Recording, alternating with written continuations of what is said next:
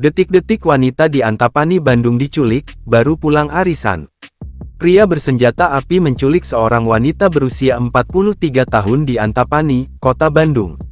Aksi penculikan yang terjadi pada Minggu, tanggal 8 Desember tahun 2024 siang itu terekam CCTV. Dalam video yang beredar, peristiwa itu terjadi saat korban baru sampai rumah. Dia hendak masuk rumah setelah memarkirkan mobil. Di saat yang sama, ada mobil lain yang ditumpangi pelaku. Mobil itu terlihat mundur. Ada beberapa orang turun sambil menodongkan senjata api ke korban. Mereka lalu menyeret korban untuk masuk ke mobil pelaku. Atas kejadian ini, jajaran kepolisian, baik Polsek Antapani maupun Satreskrim Polrestabes Bandung, sudah turun dan mengecek sekitar lokasi kejadian. Seorang saudara korban, Yeyen, menjelaskan, korban saat itu pulang arisan sekitar pukul 12.30 waktu Indonesia Barat. Sebelum pulang, dia sempat antar ibu-ibu arisan lainnya.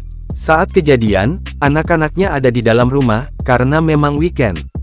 Bahkan, suami korban pun ada di rumah. Sempat saat kejadian anaknya tahu dan berteriak serta menangis, katanya di lokasi. Kapolsek Antapani, Kompol Yusuf Tojiri, masih enggan memberikan keterangan saat ditemui di lokasi kejadian.